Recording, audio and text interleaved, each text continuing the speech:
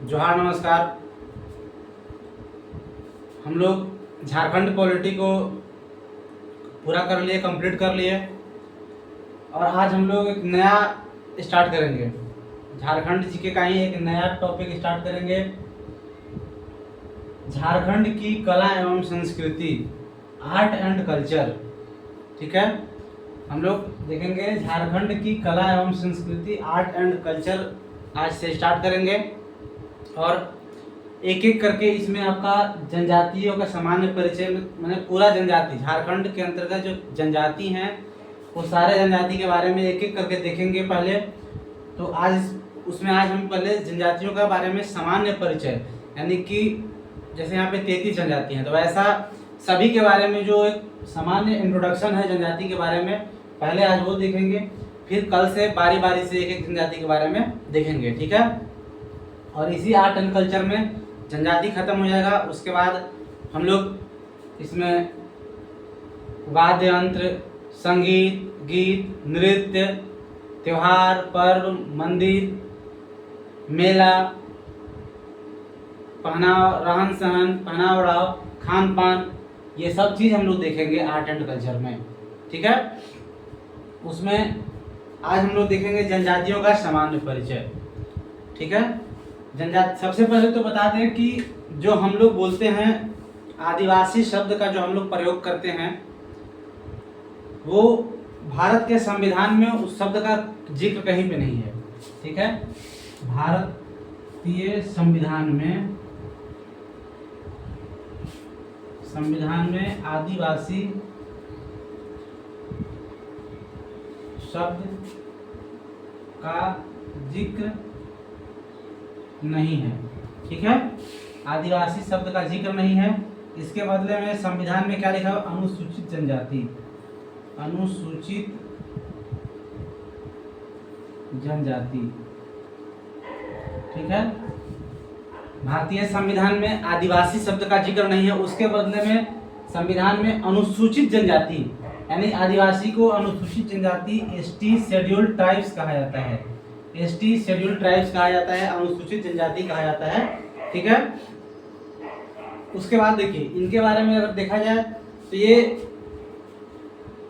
इनका संबंध पूरा पाषाण काल, झारखंड, हम लोग जब इतिहास पढ़ते हैं भारत का इतिहास तो उसपे प्रागैतिहासिक काल का जो पाषाण काल का सबसे पहला पूरा पाषाण काल होता है या पूर्व पाषाण काल, वहाँ से हम लोग पढ़ते हैं। तो इन जनजातियों का, अनुसूचित जनजाति यानी आदिवासी का संबंध उस काल से है।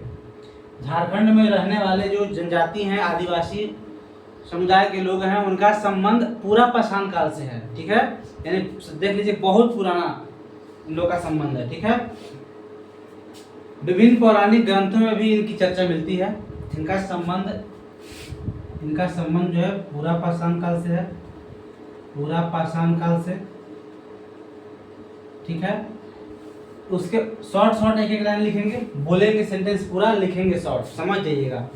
ठीक है, उसके बाद इनको वनवासी, आदिवासी, आदिम जाति और गिरिजन, इनको वनवासी, आदिवासी, गिरिजन कहा जाता है। ठीक है, जैसे शब्दों से इनको पुकारा जाता है, वनवासी भी, आदिवासी भी, गिरिजन भी। चूंकि वन में रहने वाले, पहले इनका स्थान सिर्फ वनों में था इसलिए, और आज भी मैक्सिमम वन में ही, जंगल वाला एरिया में भी इनका स्थान, निवास स्थान है। ठीक है, आदिवासी शब्द का शाब्दिक अर्थ है आदिकाल से रहने वाले लोग। इसका आदिवासी का जो शाब्दिक अर्थ है आदिकाल से रहने वाले लोग,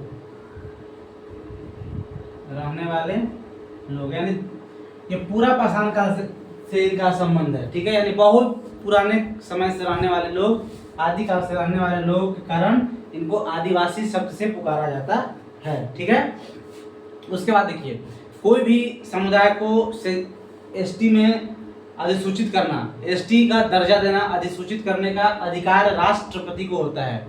आर्टिकल 342 के तहत वो राष्ट्रपति जो है, भारत के राष्ट्रपति जनजातियों को अधिसूचित करते हैं। ठीक है, आर्टिकल 342 के तहत राष्ट्रपति जनजातियों को अधिसूचित करते हैं, को अधिसूचित करते हैं। ठीक है, कोई भी समुदाय को, कोई भी जाति को अनुसूचित जाति अलग हो गया, अनुसूचित जनजाति यानी आदिवासी को अनुसूचित जनजाति कहा जाता है। तो अनुसूचित जनजाति को दर्जा देना या अधिसूचित करने का अधिकार राष्ट्रपति को होता है आर्टिकल 342 के तहत। ठीक है, झारखंड राज्य में अभी टोटल, झारखंड राज्य में पहले 32 जनजातियां थी, बट वर्तमान में 33 है। ठीक है, झारखंड में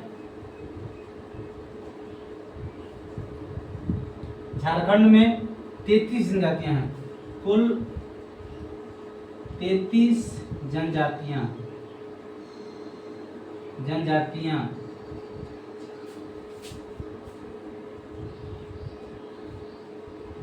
कुल 33 जनजातियां हैं। ठीक है, जो नया है, नया वाला पुरान जनजाति, जो नया एक पहले 32 था, एक जो नया ऐड हुआ है उसको वो पुरान जनजाति है। ठीक है, उसका नाम है पुरान जनजाति। ये जनजाति 33 जनजातियां एक समूह है। ठीक है, टोटल झारखंड के अंतर्गत, जिसमें सर्वाधिक संख्या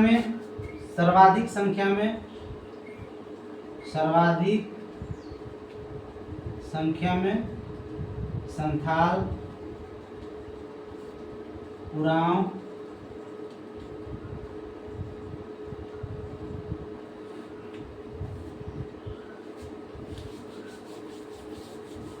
इसको ऊपर लिखेंगे,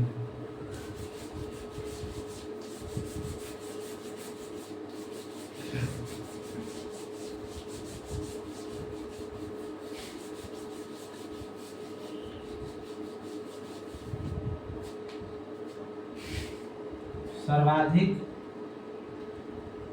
संख्या में पहला नंबर पे संथाल जनजाति,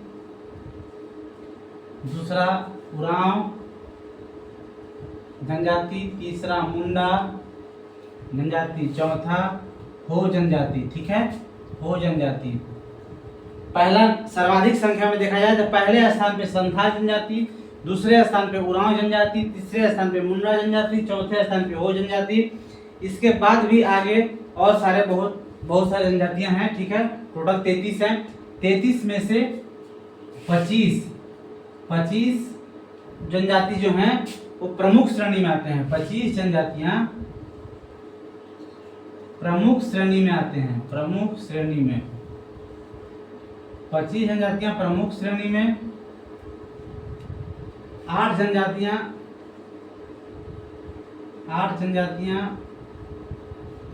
को आदिम जनजाति में रखा जाता है। 8 जनजातियों को आदिम जनजाति की श्रेणी में रखी जाती है, किस श्रेणी में। ठीक है, यानी कि जो आदिम जनजाति है ये बहुत कम डेवलप हैं। जो ये 25 जनजातियां जो हैं, जिसमें कि संथाल, उरांव, मुंडा, हो, सबर, बहुत सारे और भी जनजातियां हैं, तो वो जनजाति जो हैं वो इनके कंपैरिजन में अधिक डेवलप हैं। ठीक है, और जो आदिम जनजातियां हैं ये कम डेवलप है, इनकी संख्या भी बहुत कम है। ठीक है, इस आदिम जनजाति जो 8 हैं इनको देख लीजिए आप। पहला इसमें है आपका माल पहाड़ियाँ। ठीक है, दूसरा शौरिया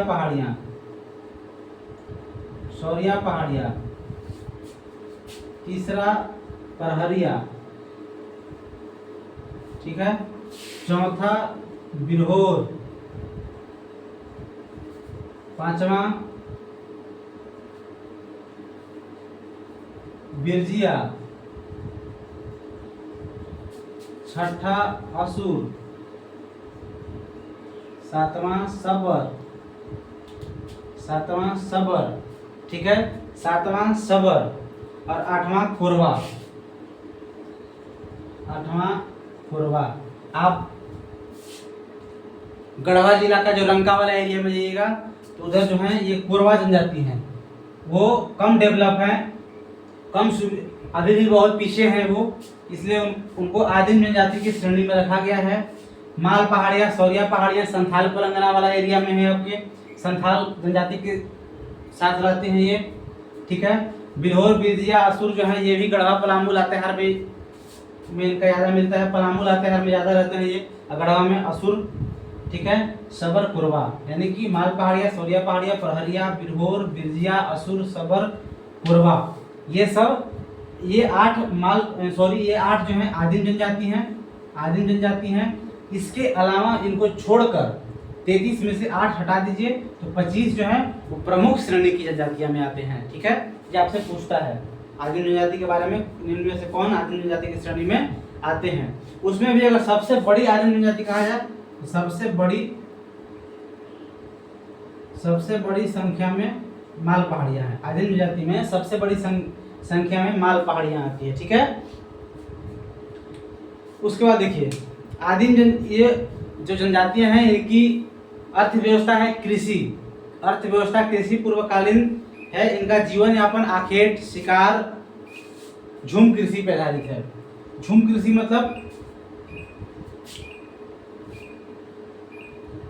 जंगलों की कटाई करना, मतलब आज यहाँ कल वहाँ कृषि करना, जंगल की कटाई करना, वहाँ खेत बनाना, साफ करके कृषि करना, फिर कल दूसरी जगह करना, ठीक है। अब पहले से इनका, अब तो कृषि पर डिपेंड होंगे, पहले ये शिकार करते थे, शिकार पे ही डिपेंड रहते थे, आखेटक करते थे, ठीक है।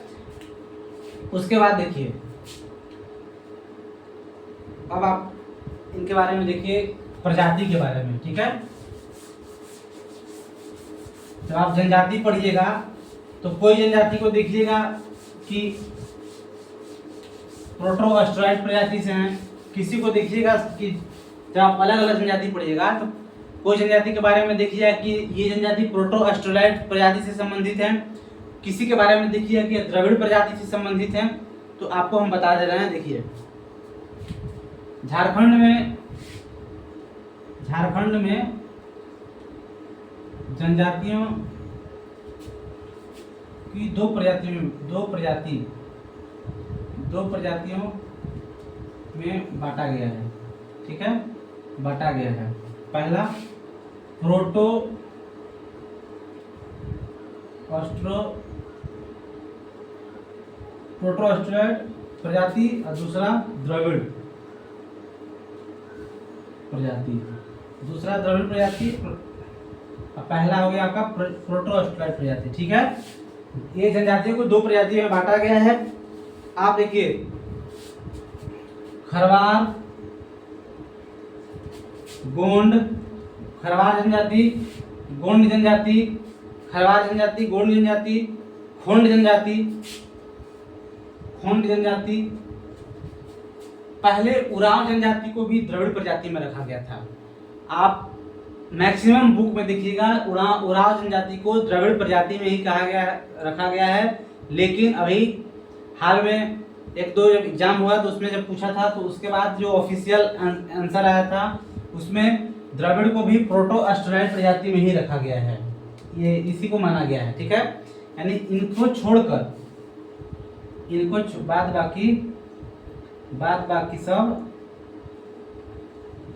बाकी प्रोटो-ऑस्ट्राइड में आते हैं। इसमें कौन आएंगे? संथाल, उरांव, मुंडा, हो, संथाल, उरांव, मुंडा, हो, ठीक है। ये जितने भी हैं ये सब आपके आएंगे प्रोटो-ऑस्ट्राइड प्रजाति में, ठीक है। उसी प्रकार से भाषा के बारे में भी बांटा गया है, ठीक है। जैसे जिस तरीके से प्रजातियों को के तौर पे 2 भाग में बांटा गया है, एक प्रोटो-ऑस्ट्राइड प्रजाति, एक द्रविड़ प्रजाति। तो खरवार, गोंड, खोंड और भी कुछ छोटे जो जनजातियां हैं इसमें रखे गए हैं, लेकिन महत्वपूर्ण जो पूछते हैं खरवार, गोंड, खोंड को छोड़ दिया जाए, बाद बाकी संथाल, उरांव, मुंडा, हो जितने भी हैं ये सब प्रोटो-ऑस्ट्राइड प्रजाति से संबंधित हैं, ठीक है। ETC सारा जनजाति का नाम लिखना संभव नहीं है, इनको छोड़कर बाकी मैक्सिमम देखा जाए तो ये सब जो भी यहाँ अधिक जनसंख्या में है जनजाति, वो लगभग सब प्रोटोस्टलाइड प्रजाति में आते हैं। ठीक है, इन लोग को छोड़ दिया जाए तो यह जो फेमस जनजाति हैं सबको देखिएगा प्रोटोस्टलाइड में ही आते हैं। अब भाषा के आधार पर, भाषा के आधार पे भी जनजातियों को दो भाषा ये समूह में बांटा गया है, समूह में बांटा गया है। ठीक है, पहला हो गया ऑस्ट्रो एशियाटिक, ऑस्ट्रो एशियाटिक भाषा समूह, या इसको मुंडारी भाषा समूह भी कहते हैं, मुंडारी भाषा समूह। इधर हो जाएगा आपका द्रविड़ भाषा समूह, द्रविड़ भाषा समूह। ठीक है, इधर आपका द्रविड़ भाषा समूह हो जाएगा और इधर आपका हो जाएगा ऑस्ट्रो एशियाटिक भाषा समूह। ठीक है, ऑस्ट्रो एशियाटिक भाषा समूह। देखिए, उरांव जनजाति को पहले बताया था कि पहले द्रविड़ परिवार में रखा गया था, लेकिन अभी कुछ दिनों से कुछ लोग या कुछ बुक में भी आपको दिखते लगा है अब कि वो प्रोटोस्टल प्रजाति में है। लेकिन इनका जो भाषा है, उरांव की जो भाषा है, उरांव की भाषा को क्या बोलते हैं पहले देखिए। उरांव की भाषा कुड़ुक, उरांव की भाषा को बोलते हैं कुड़ुक। और माल पहाड़िया, माल पहाड़िया एंड सौरिया पहाड़िया, सौरिया पहाड़िया, इन दोनों की भाषा को बोलते हैं मालतो, मालतो। माल पहाड़िया सौरिया पहाड़िया को मालतो। गोंड, गोंड की भाषा को बोलते हैं गोंडी। ठीक है, खोंड की भाषा को बोलते हैं खोंडी। लेकिन बस इतना ही देखिए, उरांव की भाषा कुड़ुक, माल पहाड़िया और सौरिया पहाड़िया की भाषा जो बोली जाती है, उन लोग जो भाषा का शब्द, भाषा का जो प्रयोग करते हैं, जैसे कैसे हम लोग हिंदी बोल रहे हैं, भोजपुरी बोल रहे हैं, नागपुरी बोल रहे हैं। ठीक है, लेकिन उसी तरीके से माल पहाड़िया सौरिया पहाड़िया जो हैं वो मालतो भाषा बोलते हैं। उरांव जो हैं वो कुड़ुक भाषा बोलते हैं। गोंड जनजाति जो है वो गोंडी भाषा बोलते हैं। ये सब जो तीनों भाषा हैं, कुड़ुक, मालतो, गोंडी, वो द्रविड़ भाषा समूह के अंतर्गत आते हैं। यह द्रविड़ ऐसे ऑस्ट्रो एशियाटिक द्रविड़ भाषा समूह और उसका इंडो आर्यन भाषा समूह।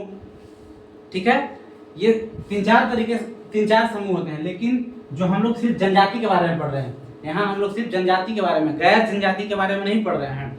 तो यहाँ पे जनजातियों के बारे में देखा जाए तो सिर्फ जनजातीय भाषा को दो समूह में बांटा गया है। सिर्फ जनजातीय भाषा को दो समूह में बांटा गया है। उरांव भाषा, उरांव की जो जनजाति की जो भाषा है कुड़ुक, और माल पहाड़िया सौरिया पहाड़िया की जो भाषा है मालतो, और गोंड की जो है गोंडी, ये तीनों द्रविड़ भाषा समूह से हैं। इनको छोड़ दिया जाए तो बाकी इधर फिर संथाल के संथाली। ठीक है, उरांव हटा दीजिए यहाँ से, मुंडा हो, उरांव का बाद मुंडा हो। ठीक है,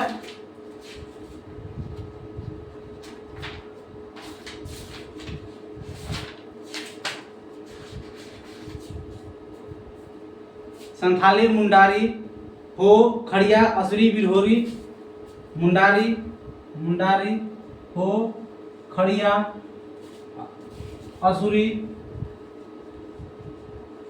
बिरहोरी।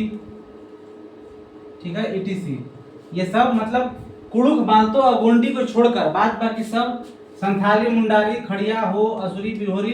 असुरी असुर जनजाति की भाषा है। बिरहोरी, हालांकि असुर जनजाति जो है वर्तमान में अपनी भाषा को भूलने लगे हैं और वो जिसके नज़दीक में रहते हैं वो उसी के भाषा से प्रभावित हो गए हैं, उन्हीं के भाषा को सीख गए हैं धीरे धीरे।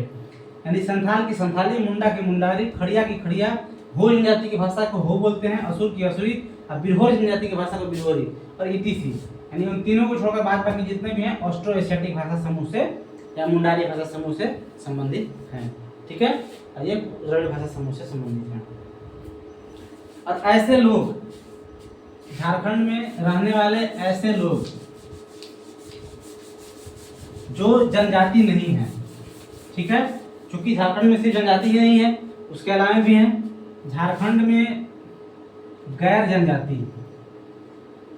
जनजाति जिसको जो जनजाति नहीं है, झारखंड में गैर जनजातियों को क्या बोलते हैं? सदान कहते हैं। सदान झारखंड में रहने वाले वैसे समुदाय जो जनजाति नहीं है उनको सदान कहते हैं, ठीक है। और उनके भाषा को सदानी भाषा समूह, ठीक है। और ये आता है किसमें है? इंडो आर्यन भाषा समूह में आता है। इंडो आर्यन भाषा समूह के अंतर्गत आता है सदानी भाषा समूह, ठीक है। इसमें क्या क्या आएगा? इसमें आएगा संस्कृत, और इसी से संस्कृत का ही से उत्पन्न है हिंदी, और इसी से टूटी फूटी अपभ्रंश करके आपका क्या आएगा? खोरठा, नागपुरिया, पंचपरगनिया,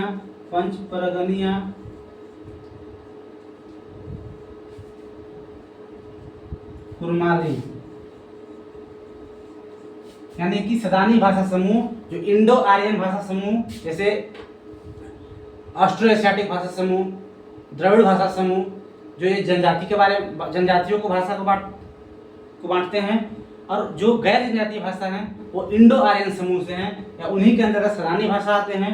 और उसमें कौन कौन सा भाषा आएगा? संस्कृत, हिंदी, और हिंदी में से ही आपका खोरठा, नागपुरी, पंचपरगनिया, कुरमाली, ठीक है।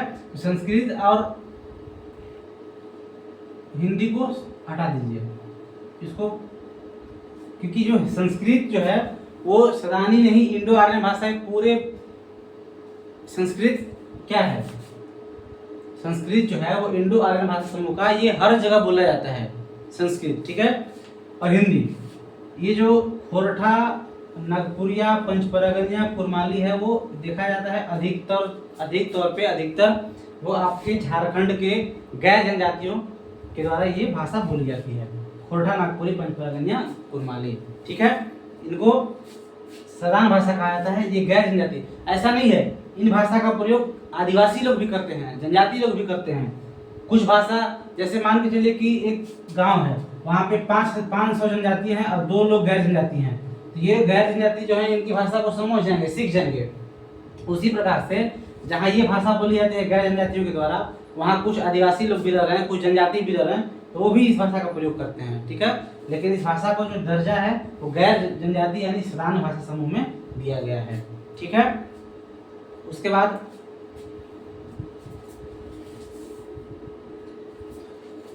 बाद आगे और भी अभी जनजातियों का सामान्य परिचय में और बताना है, शादी ब्याह के बारे में बहुत कुछ, ठीक है। वो नेक्स्ट क्लास में बताएंगे। धन्यवाद, आज के लिए इतना ही काफ़ी है। यहाँ तक कोई दिक्कत हो तो आप कमेंट कीजिएगा, नेक्स्ट क्लास में बताएंगे।